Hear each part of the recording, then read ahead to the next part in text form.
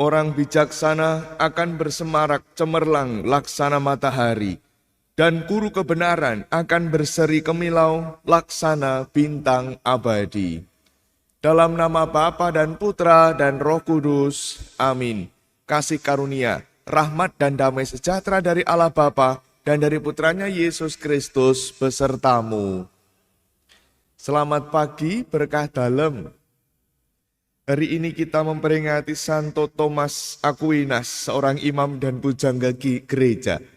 Kita mohon pada Tuhan, semoga kita bisa meneladan ketelatenan Santo Thomas Aquinas dalam hidup rohani kita, sehingga itu pun juga bisa kita wartakan dalam hidup kita sehari-hari. Marilah berdoa.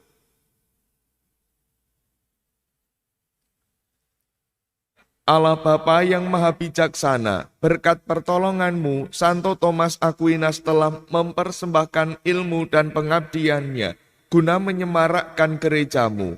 Kami mohon semoga kami selalu terbuka terhadap ajaran pujangga-Mu ini, dan berilah kami kemampuan untuk menyelami dan menghayati iman kami.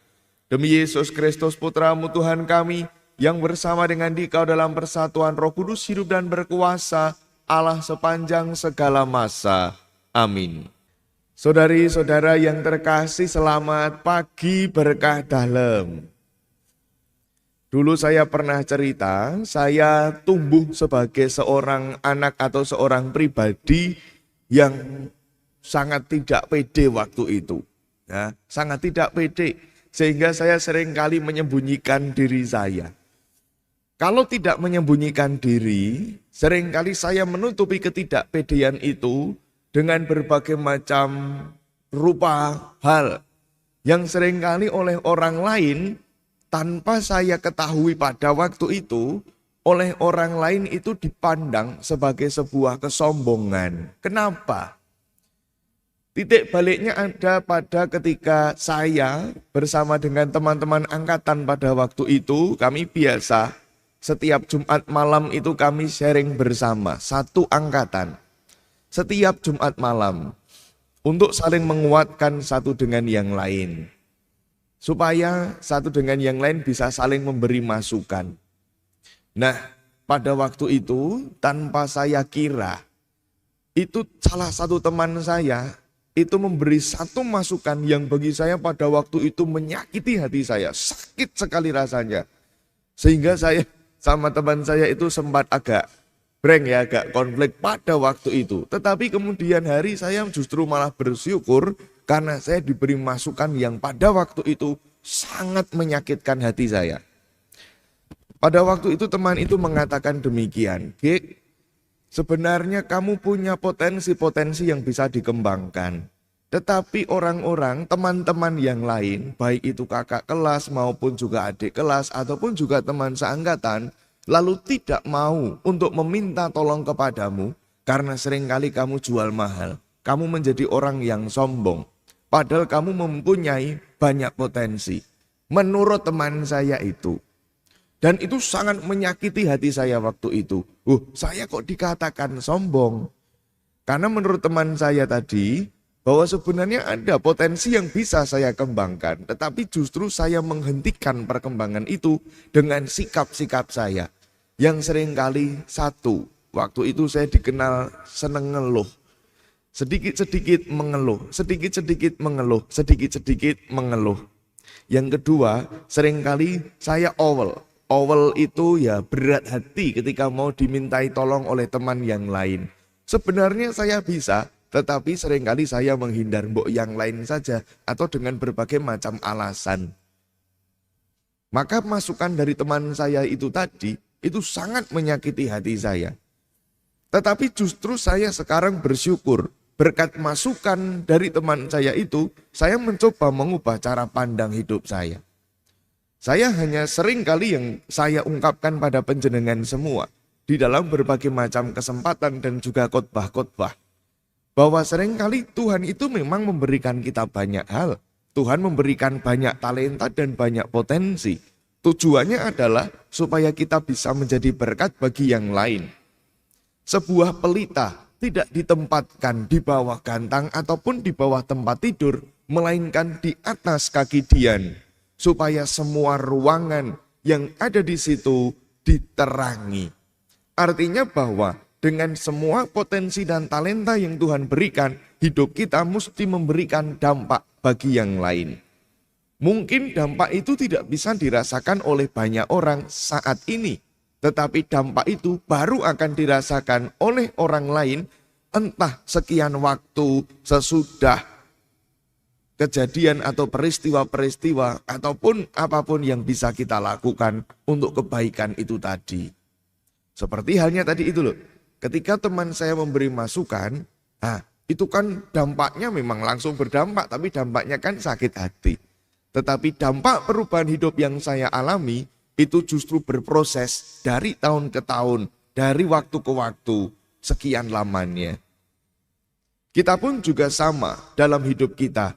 Mari kita juga mengembangkan segala sesuatu yang Tuhan berikan pada hidup kita demi kebaikan bersama. Apapun yang Tuhan berikan itu semua ada maksudnya, itu semua ada hikmahnya, katanya begitu hikmah.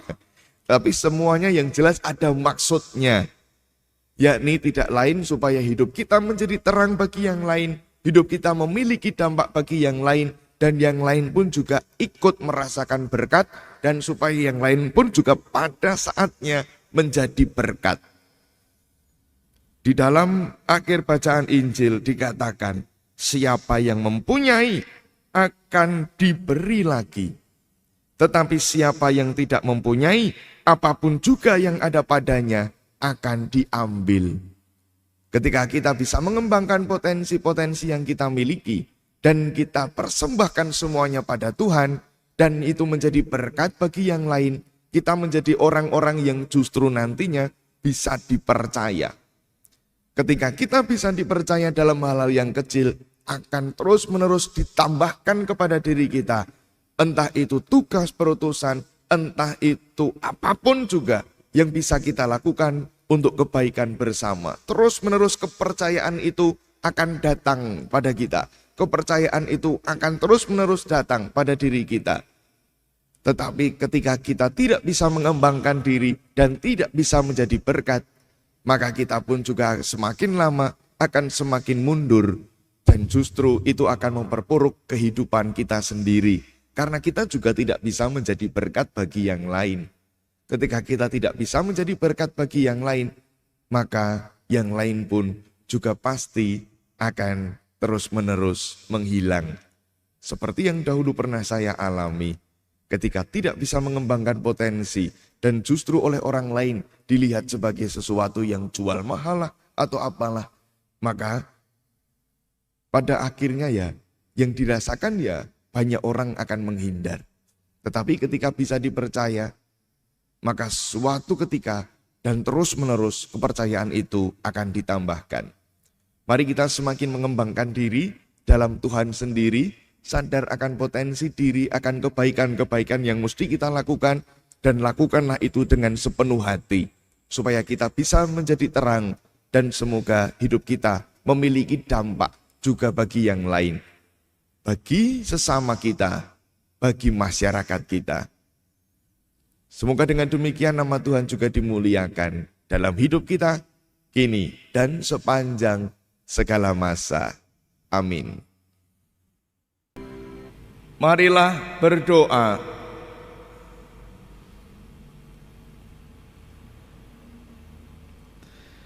Allah Bapa, sumber kebenaran sejati, bagi kebanyakan umat-Mu, usaha penyelaman iman Santo Thomas membuka sumber pengertian yang melimpah.